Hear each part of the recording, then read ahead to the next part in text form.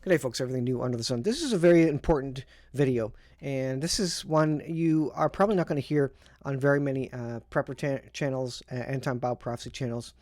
But digital nuclear weapons. I believe that World War III will not start with a physical, conventional nuclear weapon of sorts, even with an EMP blast from above.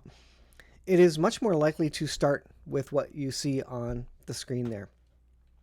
This is a Tenda wireless router, just a standard old AC 1200 dual band gigabit wireless router. Now, these particular guys, these are sold at Walmart. You can see walmart.com there on the name of it. Dirt cheap. These are Chinese made, of course. And these are produced for Walmart and for other locations to be dirt cheap. Why? So that they could be ubiquitous, so that everybody would say, hey, that's a dirt cheap wireless router, and hey, it works. So why don't I get it? Now, I'm sitting here, I'm looking up at my wall, and I have basically this exact router from Tenda. It was dirt cheap. It absolutely just works. It is rock solid. The interface isn't super fancy, but it just works. It does everything I need it to. It is the connection between the outside world and my internal network. And because it is so, that also means it controls or has access. It is the gatekeeper of my internal network, all the devices on my network. Now, I say all this because here is the news. This is securityaffairs.com. Root access discovered in Chinese Tenda wireless routers. A new backdoor has been discovered in wireless routers produced by China-based networking device and equipment manufacturer Tenda Technology.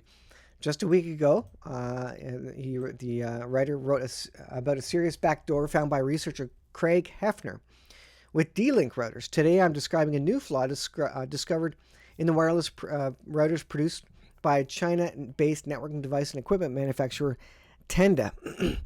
Now, it says the researchers discovered that despite Tenda technology routers are protected with security protocols WPS and WPA, an attacker just sending a specifically crafted, whoops, you can't see that.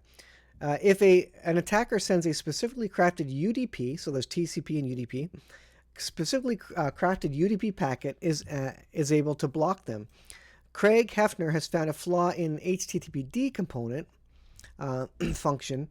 The MFG thread function instantiates a service that listens for incoming messages containing commands to execute. This means that an attacker within a local network is able to send commands to the router that it executes with root privileges. Now, this requires a couple of things to be open or available in order to exploit. I'll put the link in the description. You can read it for yourself.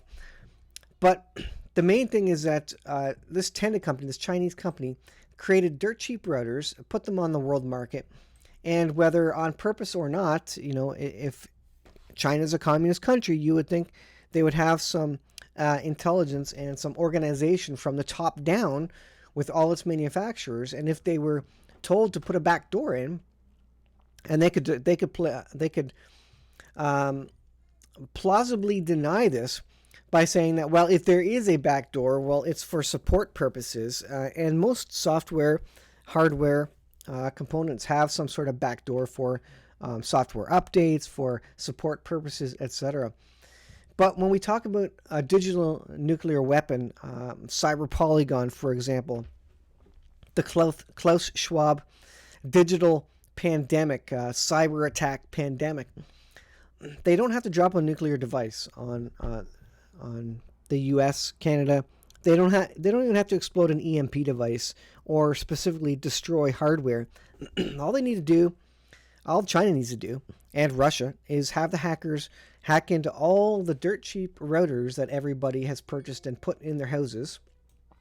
Tenda, other manufacturers, lots of exploits, and they're saving them all, and that's why you don't hear a lot about these or that they're fixing them very quickly. Because they're saving them up, and they haven't been used yet. These exploits haven't been used by rogue nations, communist nations, etc., enemies of the West. They haven't been used because they're waiting for the cyber attack, the digital nuclear Armageddon that is to come. And how easy will it be? You don't even have to take out cell phone towers or specifically destroy any infrastructure. All you need to do is have a computer, distributed denial of service sort of setup, where a whole bunch of computers converge and start logging into these things via the particular exploits, shutting them down or bricking them, or even opening them up so they can get into your internal network. They can then use that to spy, to look at data that's passing back and forth, return data to the mothership, to China, to the base company, or to the hackers, wherever they want to send it. And to get into all your electronics. So if you're a tech prepper, if you have inverters, charge controllers that are all connected by applications on your cell phone, on your iPad, whatever it is, or controlled over the internet, monitored over the internet, those are all potentially vulnerable to hacking attacks, whether they brick them, whether they cause them to melt down, whether they turn the fans off and literally they overheat, or it could just be that they give the command for the unit to shut down via the app, the API, or whatever other access they have. They could shut down the devices all across North America, and all they have to do is really, in this case, shut down that one router across North America, and all the devices behind it would lose internet access. Now, you would say, well, just go out and buy another one. If millions of people went out to buy another router because China or Russia, whomever rogue nation, the enemy of the state, whatever, shut them down, there wouldn't be enough. So you would be scrambling basically to come up with the gatekeeper of your local area network, your LAN. And so this is the big cyber threat, I think. I don't think we're going to go out with a bang. It's going to be, we're going to go out with a whimper. We're going to go out without technology. I think at some point, China, Russia, and North Korea, whomever it will be, they have armies of hackers.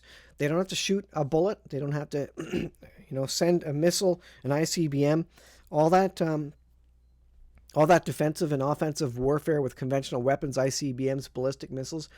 That's old-fashioned. They don't need any of that anymore. All they need to do is take out our technology for 7 days, a month, and it would be civil unrest. It would be absolute chaos and Mad Max. Supply chains would not be moving. You would not be getting your paychecks. Banks would be down. Stores would not be able to accept any sort of payment. There would be no movement of vehicles. People wouldn't be able to buy gas. How many of you have cash to pay for gasoline? If they take out electronics, how many pumps will there be working at gas stations? Most are controlled by head office, corporate, or controlled by computers that tabulate how much gasoline is flowing. Just as one example, GPS systems would be down. All the electronics that is connected to the World Wide Web, the internet, is vulnerable to this sort of backdoor attempt, and this would be the cyber pandemic. This would be the digital nuclear attack. We would be toast, folks. People would be yelling and screaming in the streets. They wouldn't know what to do.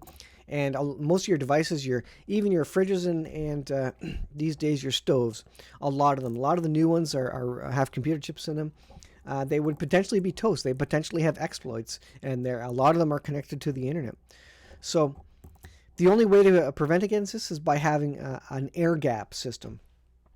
What does that mean? It means literally there's air, and this colloquially refers to air gap in terms of Wi-Fi access as well. Don't have Wi-Fi access turned on maybe your prepper critical items. And I'm not in that case. I have a data logger for my solar equipment, which is connected ultimately to the internet because it's on my local area network. If people get past my router, they can have access and see what's on that. And it's not hard for a dedicated hacker to get into my system. None of us have security that is that good. And even if it is that good, then there's other ways around it as well. So we need this air gap where there is no internet connectivity at all, whether Wi-Fi or via Cat5 cable, network cable, to that particular device. Now, if that's the case and you have that, well, an EMP could be the secondary thing that could occur, which would take out all the rest of the non-attached all the rest of the equipment, hardware, technology that isn't attached to the internet, and wipe that out. So do you have a plan? If you're putting all your eggs in the solar off-grid basket, that stuff may not work when the grid goes down, when communications go down, when World War III starts. So I'll cut it there, but I just want to kind of explain that and be aware. Be aware of this stuff. What kind of router do you have? Does it have exploits? What will you do when they do get into your system and brick all your devices? What will you do? Do you have contingency? Do you have air gap devices that are not associated? So when that first hack comes through, you can stand up another one. And how are you going to protect that? If you get online, what's going to prevent them from hacking that one as well, as the computers that are doing all the automated hacking will still be going? So something to think about, folks. Be prepared.